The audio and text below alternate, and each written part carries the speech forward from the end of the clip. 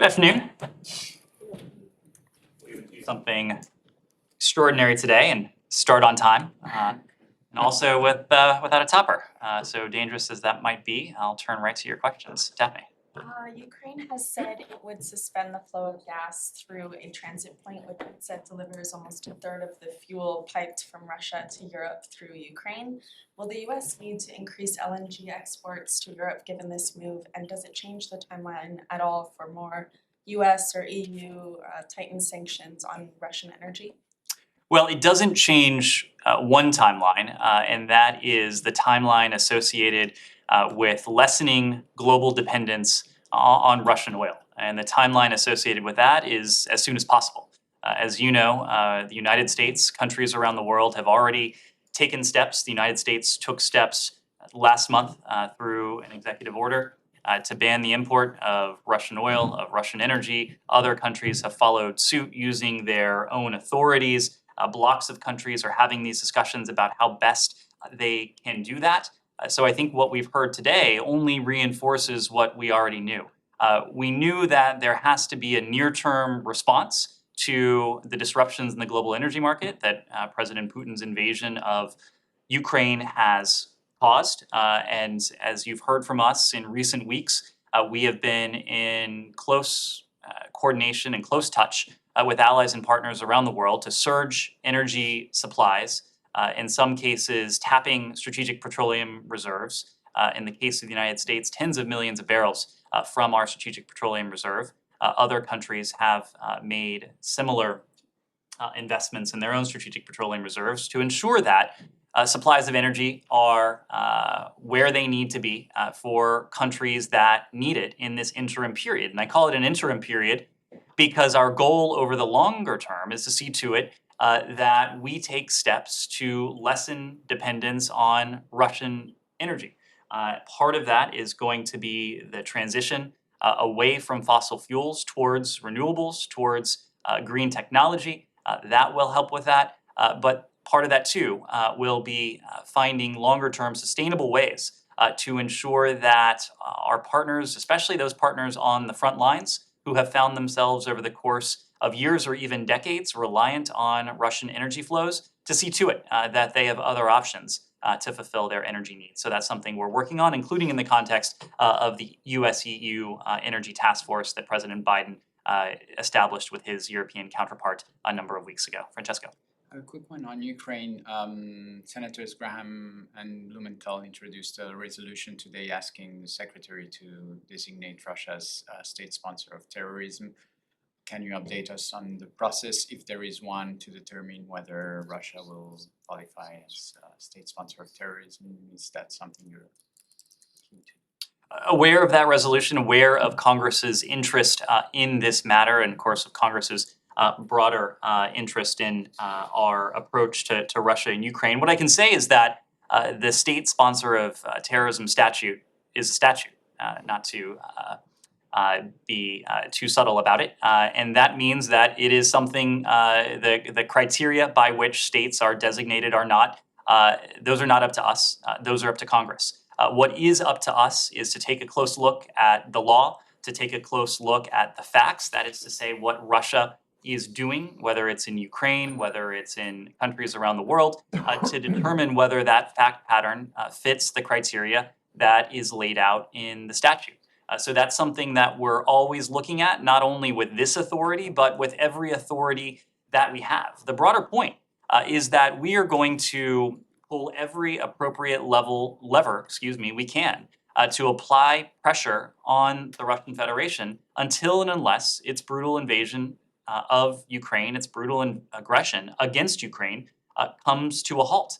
And the fact is that together with dozens of countries across 4 continents, we have applied our own sanctions. We've used international authorities as well to not only apply sanctions, but also export controls. And so the practical effect is that much of what various authorities call for have already been put in place, given what we've already done vis-a-vis our own authorities and what other countries have done in terms of their authorities. But we'll continue to watch and to determine whether Russia's actions in Ukraine merit and qualify for additional authorities. If we feel those authorities are appropriate, we won't hesitate to apply them. Does that just mean that at this stage it doesn't qualify, it doesn't meet the criteria? We're always looking at the facts and the law, and we'll continue to do that. Can you talk a little bit about terrorism designations in general, whether there are FTO designations or state-sponsored designations? And are you willing to say what a lot of people say privately, which is that, you know, it's just a bit of show? And in terms of the two cases that we're looking at right now, the IRGC and Russia, that in fact, most, if not all, of what could be done if these designations were, one, kept or added, would be exactly the same as what this administration and previous administrations have already been doing. Well, I think your point is well taken, that there are various authorities we can use when it comes to the IRGC. To take that one example, it is an entity that is among the most heavily sanctioned entities on the face of the planet. In addition to the FTO, there are a number of other authorities that are used to constrain and constrict its activities and those of its leadership and its proxies as well. I used this data point the other day. But of the 107 sanctions the Biden administration has imposed on Iran, 86 of those, some 3/4, have been applied against the IRGC or its proxies. So the fact is that we do have a number of tools, but whether it's the SST, whether it's the FTO designation, both of these things are defined by statute. Well, yeah, understood, but I mean, isn't the administration a little bit frustrated that people seem to be making political points out of this, out of both of these things?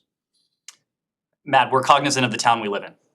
And We're closely examining the facts and the law with all of these things. That applies equally to the state sponsor of terrorism designation as it does to the well, but FTO. for people who have been around for a long time, including those in this building, in the legal advisor's office, and others, do you think either of these decisions, if they go the way that the critics suspect they will make any difference at all?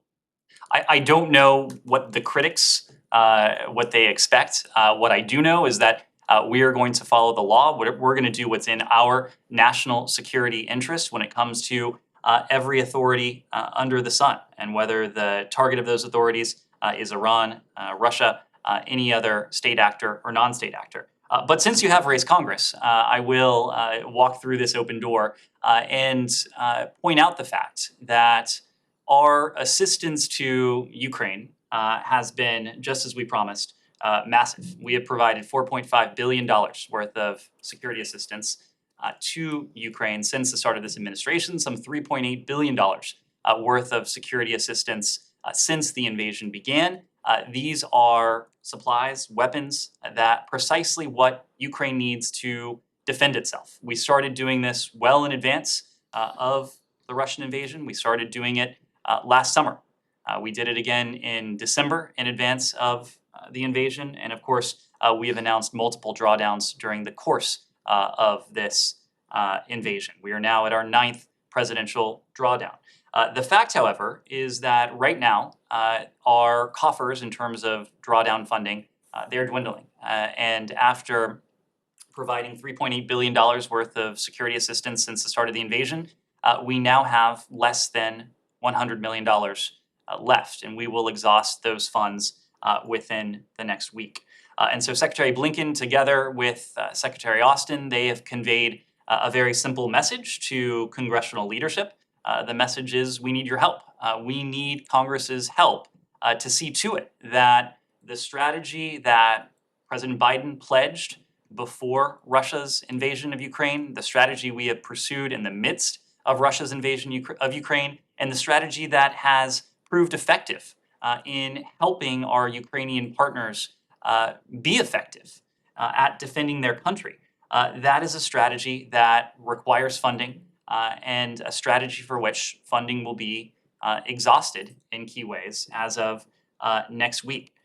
We view the request that is before Congress now, the supplemental budget request, as vital in terms of what these funds will enable us to do, as well as the message they would send in terms of bipartisan support, in terms of the executive branch, the Hill, Americans of all stripes, for the people of Ukraine who are waging this fight to preserve their freedom, to preserve their democracy, and to preserve their country.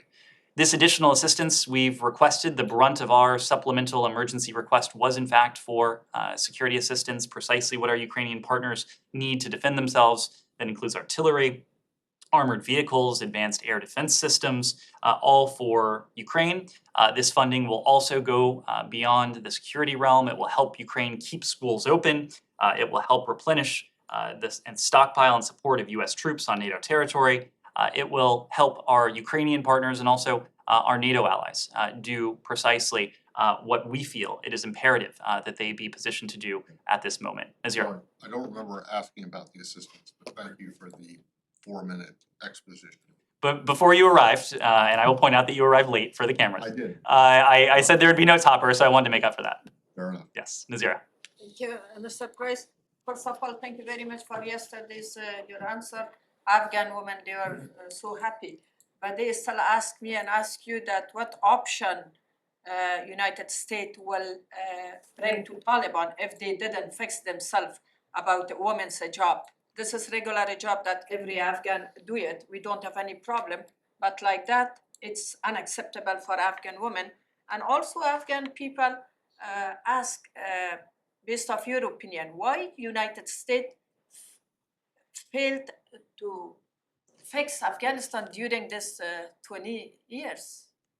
Thank you. So let me start by following up on the conversation we had yesterday about some of the very disturbing, very concerning edicts we've heard from the Taliban. Of course, what we've heard in recent days regarding the requirement for women's attire, what we've heard about the restrictions on girls attending secondary schools, and other steps. All of these have been deeply concerning. And it's not only concerning to us, in some ways much more importantly, it is much more important that it is deeply concerning to Afghans across their country, across Afghanistan.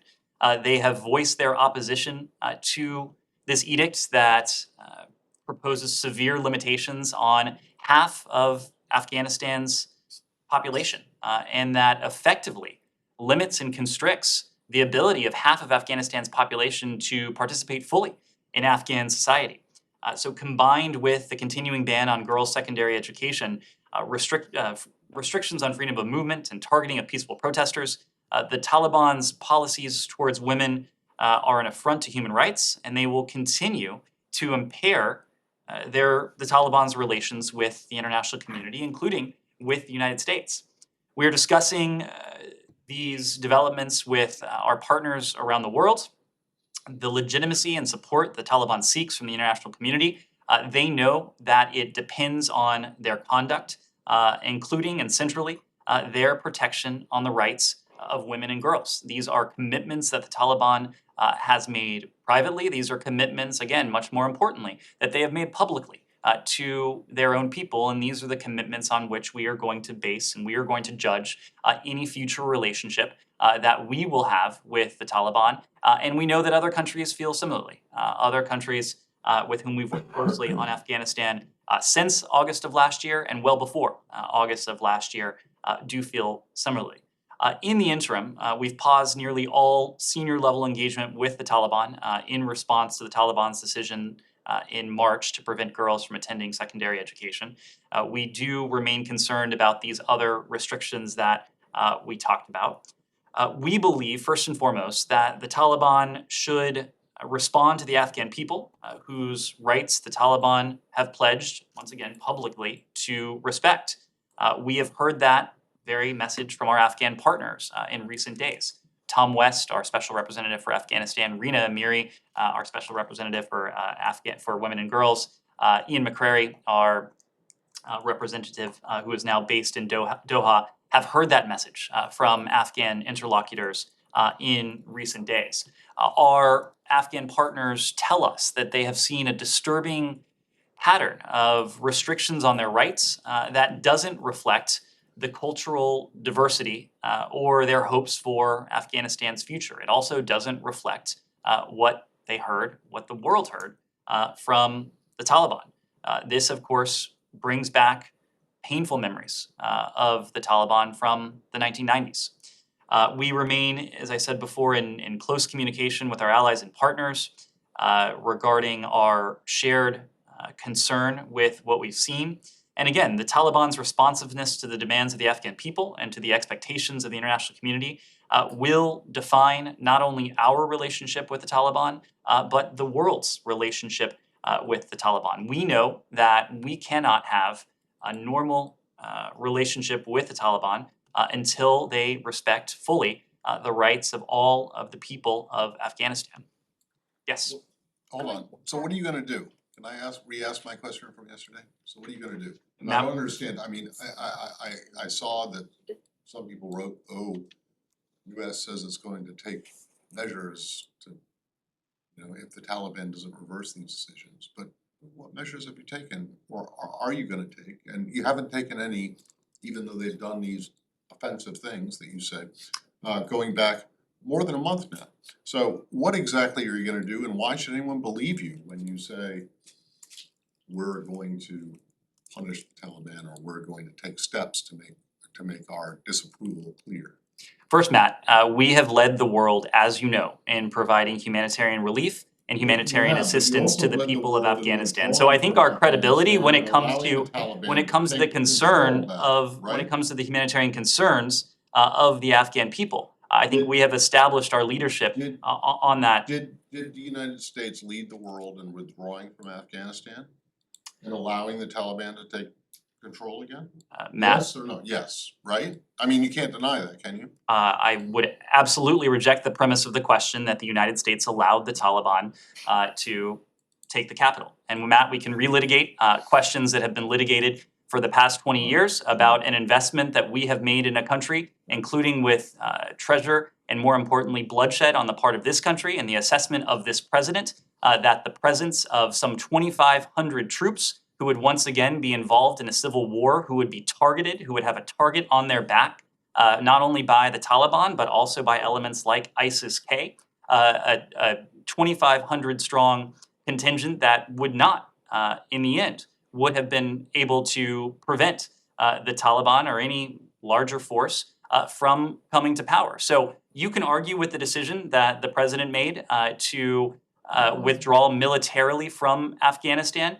We are confident in that decision. We know what's in our national interest. We also know what we can accomplish without having a contingent of military deployment on foreign soil. And that's what we're trying to do with our humanitarian assistance. The humanitarian assistance that we have provided to the people of Afghanistan since August of last year has led the world, just as our provision of humanitarian assistance to Afghanistan prior to August of last year has led the world. Has also said that human rights is its number one, or one of its top priorities in terms of foreign policy.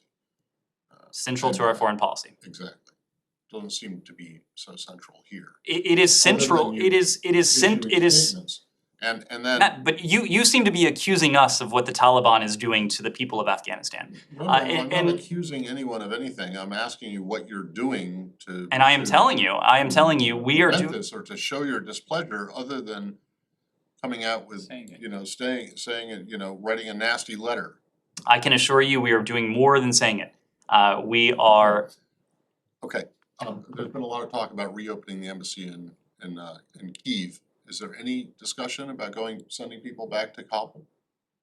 I am not aware of any discussion right now about reopening the embassy in Kabul. Is it your belief, though, that Kabul is a war zone in the same way that Kyiv is? There are a couple elements we look at. Safety and security is always at the top of that list.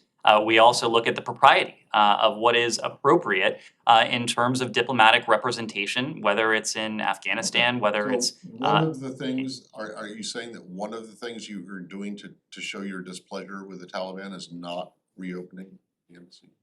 What I'm saying is that we are not in a position to reopen the embassy. There are a number of factors that go into that. Safety and security is of course one, but also we take a look at the propriety of diplomatic representation around the world. Our point is that we will judge the Taliban and any future relationship we might one day have with the Taliban based on their conduct, based on their willingness to live up to the public commitments they've made to the world. First and foremost is human rights, protecting the rights of the Afghan people, including its women, its girls, its minorities, living up to its counterterrorism commitments, living up to the fact that no entity should be holding an American hostage.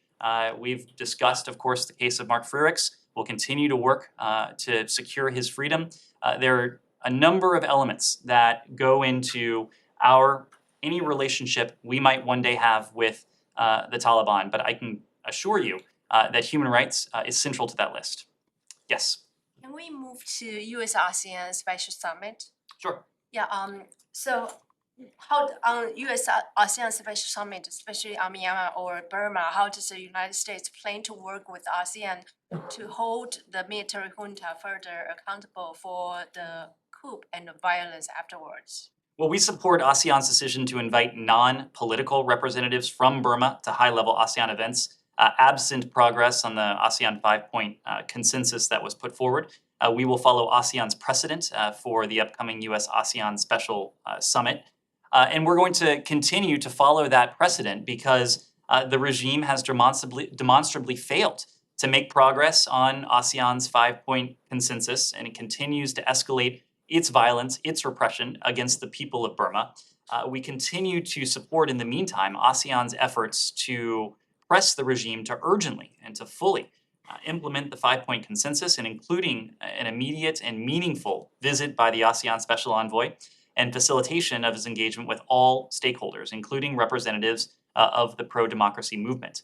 Our partnership with ASEAN is central to returning Burma back to the path of democracy. I certainly expect it will be a topic of discussion as ASEAN leaders descend on this building later this week, and we reaffirm our commitment to the Burmese people, and we will continue to promote a just and meaningful resolution to the crisis in Burma to help return Burma to that democratic path. Are more US sanctions against the junta on the table? We will always look for ways to promote additional accountability for the military coup, for the related violence, for the repression, for the human rights abuses that have followed in the wake of the coup. As you know, we don't preview specific sanctions or specific steps, but we're always looking for ways to hold accountable those responsible. Just If I speaking may of also- upcoming regional summits to be held in the United States. You know where I'm going here? You could be speaking of the COVID. No, I would be. You could be speaking of Summit of the Americas. Yeah, do you have anything to say about, the threats or, threats is the right word, but suggestions that some countries might not, show up because the Cubans, the Nicaraguans and others are not gonna be there? I don't have anything to say right now on that. Of course, we will have more to say as the summit gets closer. This will be an opportunity for countries throughout the hemisphere to come together to speak to our shared values, the shared interests that unite us. Of course, the White House, as the host of the 9th Summit, will determine which countries to invite. The White House has not issued official invites to the summit at this time, but I expect those will go out soon. Well, when you say countries throughout the hemisphere, does that mean all countries or could some be excluded? That is a question Or that do not share your values? the invitations are up to the White House, and so we'll have more to say once invitations are extended. Can I please also ask who will represent Burma on Friday's special summit? I'm asking because the United States sent out the invitation. Sorry, you're asking because Who will represent Burma in the special summit? Because the US sent out an invitation. we'll have, and I'm sure you will see more on that in the coming days. Is Yes, Secretary attending in person He or will. He will. That's a plan. Yes. Going back to the security assistance for Ukraine, the president, of course, is meeting with the Italian prime minister. There's been concerns expressed in that country, other allies, about the amount of weapons flowing into Ukraine. Does the administration see a limit, especially when it comes to lethal aid? We have made clear, and the president made clear before the invasion, Secretary Blinken and others have also been speaking to this, starting before the invasion, but certainly during the invasion, that we would do three things in response to a renewed Russian invasion against Ukraine. We would provide Ukraine with the security assistance it needs to defend itself, the weapons that it would require to defend Ukrainian freedom, Ukrainian democracy, Ukrainian independence. Second, we would fortify NATO.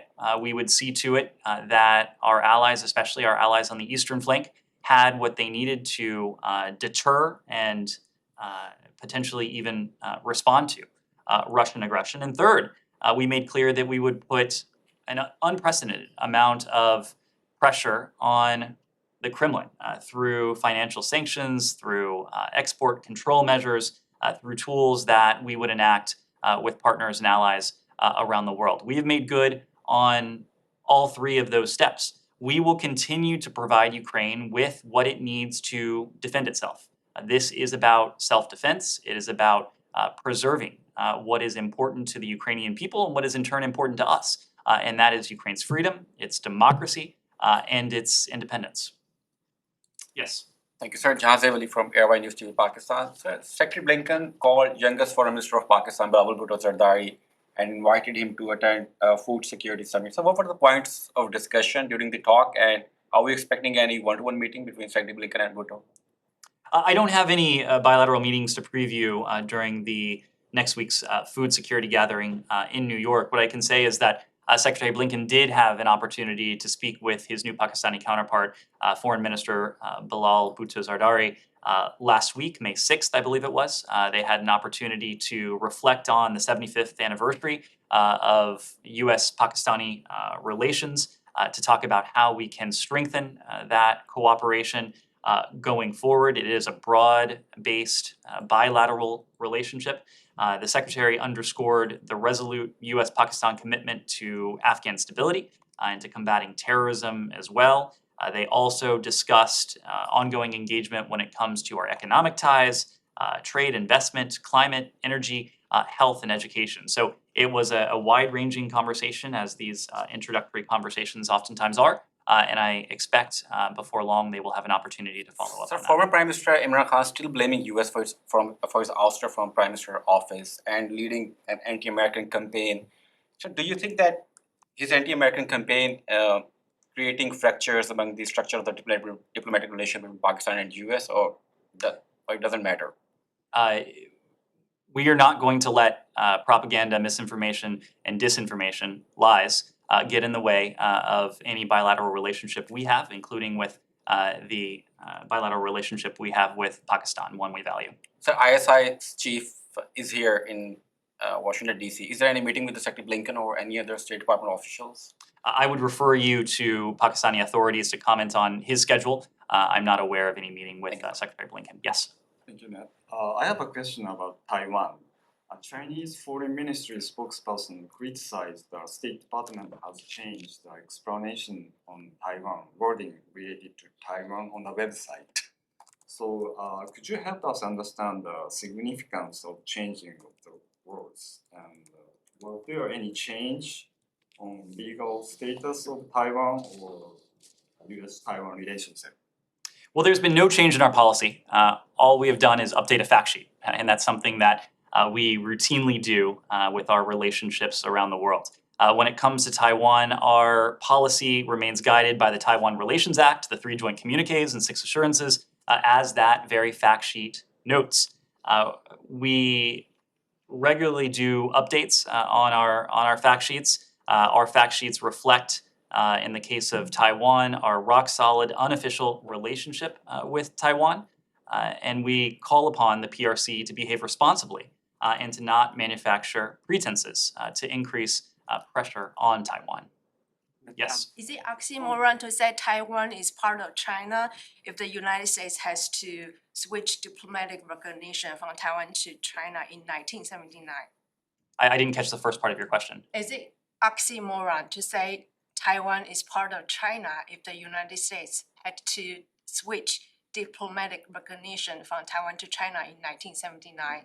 We operate under the auspices of our One China policy, So yes. can I just make sure I understand this?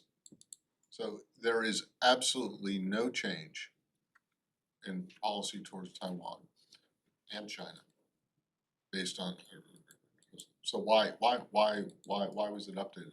Why did it change the language? Matt, you know, as probably I do. better than most, that we, I know that very we, well, but you know what? I also know that anything having to do with Taiwan is anathema to any change, even if it's a comma in a sentence, is going to get Beijing's attention Well- and they're gonna be unhappy about it. So why now? Why was the decision made to change the fact sheet? And if there's no change, then why change the fact sheet?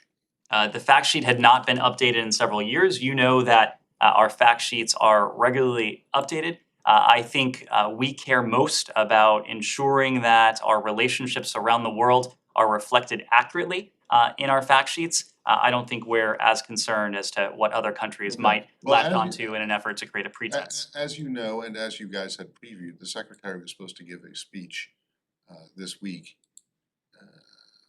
about US-China policy. And of course, he had to postpone it because of his COVID. Was this fact sheet updated in anticipation or what was it mistakenly updated?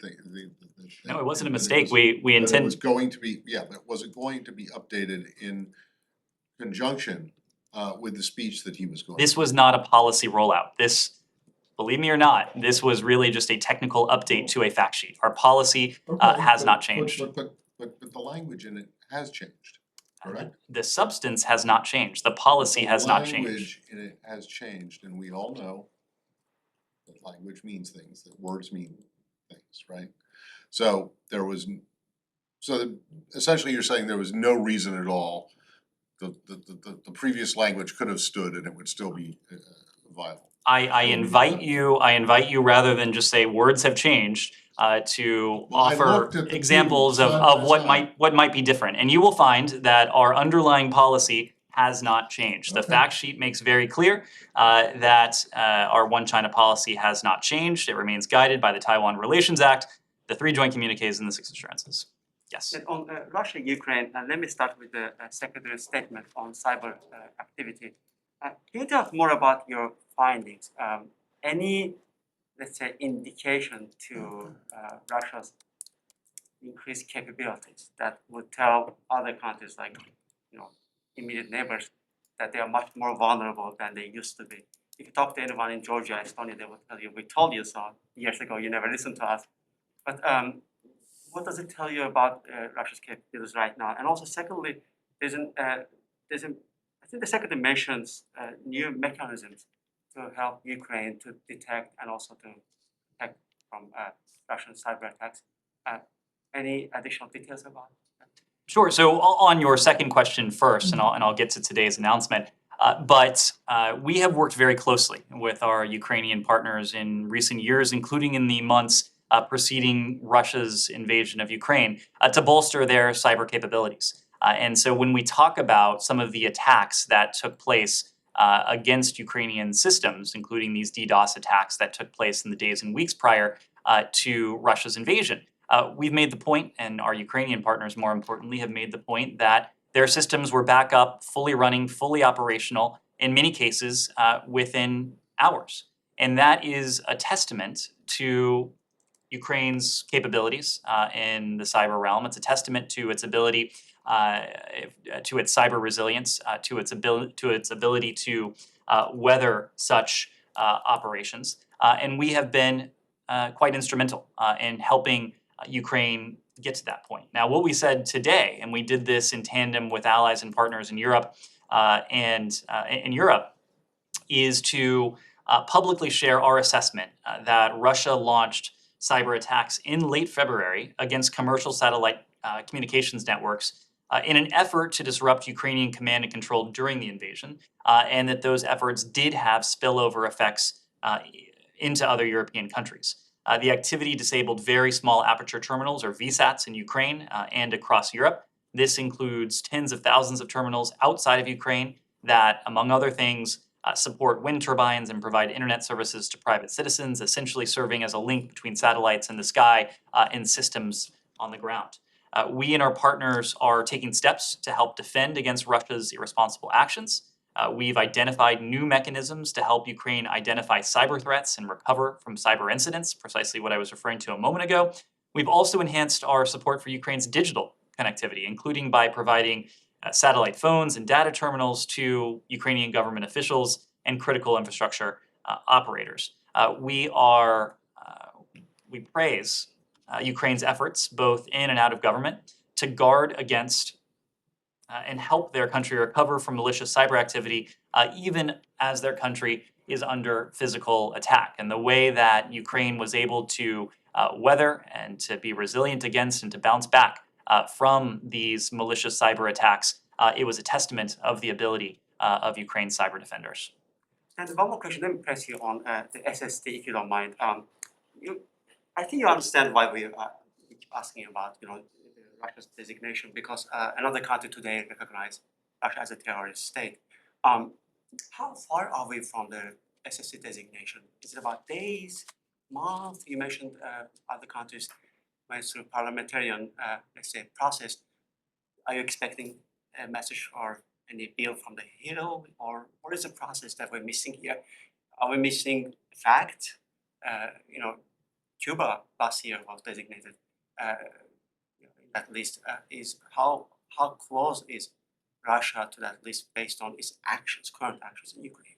Well, whether it's this authority or any other authority, we don't detail our internal deliberations. But what I can tell you is that for every authority that's available to us, we look at the law. In this case, it's a law that determines the criteria for designating a state sponsor of terrorism, and we look at the facts. And so we are looking at both. And when it comes to the facts, we are closely looking at what Russia is doing, what Russia has done to the people of Ukraine, to determine which policy tools are most appropriate and responsive to those actions. But again, noting that we have already placed enormous economic and financial pressure on Moscow.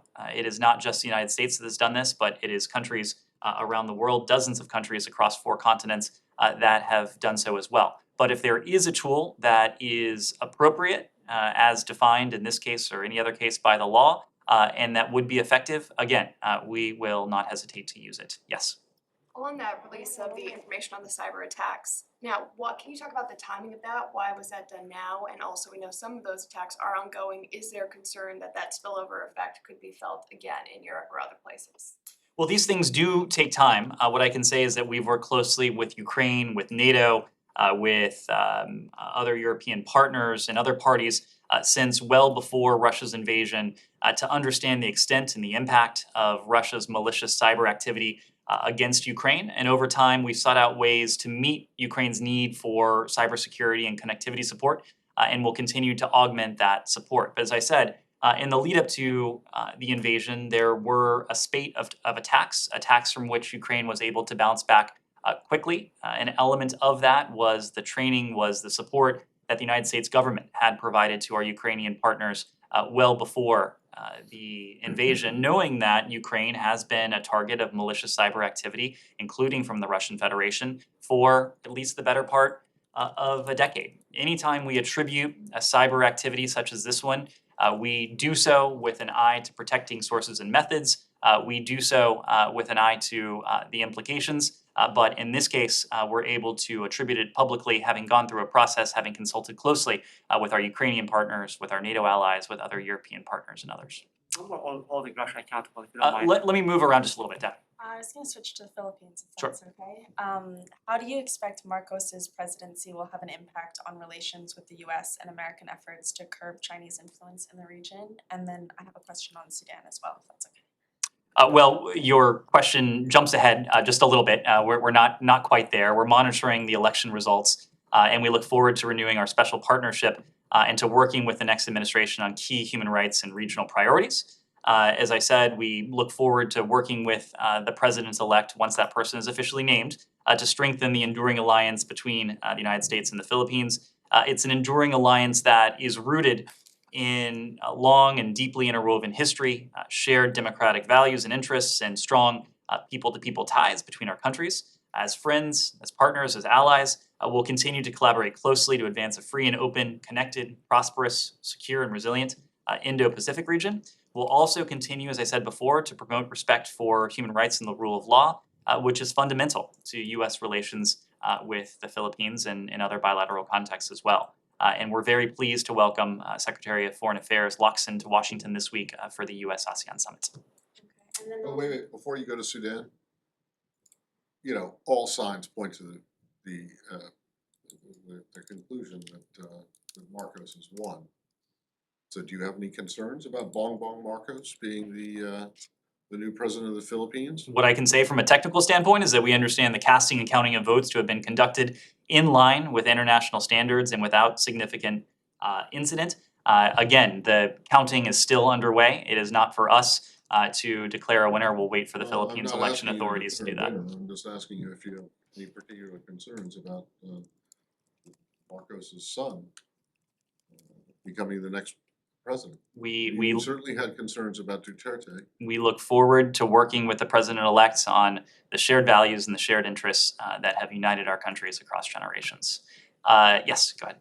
The State Department released a statement last night supporting the tripartite political process in Sudan, but the UNITAM's talks that were supposed to kick off today did not. Is this something the US is concerned about, and what makes you confident this process, which is facing criticism and suspicion from parties in the country, is the right path? And then is there any progress being made on holding security forces accountable for violence against demonstrators? So we did release a statement last night. We released that statement to underscore our view that the UNITAM's African Union IGAD process is the best way to facilitate an inclusive path forward on Sudan's transition to democracy. Any deviation from that process would undo months of hard work with grassroots civilian activists and human rights defenders geared towards obtaining a broadly acceptable agreement. We do condemn violence against and unjust detentions of peaceful protesters, and we call for those responsible to be held accountable. We likewise condemn undue restrictions on local and international press in Sudan. We are prepared to levy consequences on those who impede or otherwise spoil Sudan's transition to democracy. We won't resume currently paused assistance to the Sudanese government until a credible civilian government is in place. We will, however, continue to support the Sudanese people, including through humanitarian assistance and support for civil society, which has continued uninterrupted since the takeover. On Sri Lanka, do you have anything new, any updates since yesterday, since the situation has further deteriorated? Well- And the sight on view order to shoot site. Well, we're concerned by the deployment of the military. We stress that peaceful protesters should never be subject to violence or intimidation, whether that's on the part of a military force or a civilian unit. More broadly, we're deeply concerned by reports of escalating violence in Sri Lanka over the past few days. We condemn, as I said before, violence against peaceful protesters. We call for a full investigation, arrest, and prosecution of anyone instigating and involved in acts of violence. We are, as I said before, also closely monitoring the deployment of troops, something that is of concern to us, and we're also closely following political developments in the situation on the ground in Sri Lanka after the resignation of the Prime Minister. We urge the government and political leaders to work quickly to ensure public safety and work together to identify and implement solutions to achieve long-term economic and political stability in Sri Lanka. The government must address the Sri Lankan people's discontent over the economic crisis, including power, food, and medicine shortages, as well as their concerns about the political future of their country. So in other words, the answer was no. You didn't have anything to add from what He- you said yesterday, but he- you he- decided to go and. He asked about the deployment of military forces. We talked about that yesterday. Nazir. Yes, the other question that, as you know, already several wars started in Afghanistan, as the protected. And Ahmad Massoud's son make a group. They started some activity on the other side, some expert the United States, Australia, Canada, they get together and make a group to fight against the Taliban, and Afghan people sacrificed in this way. Does United States support some of them, either Ahmad Massoud group or some other expert that they try to do something against Taliban? We believe the best way to protect and to promote the human rights of all Afghans, including Afghanistan's women and girls, is through dialogue, inclusive dialogue.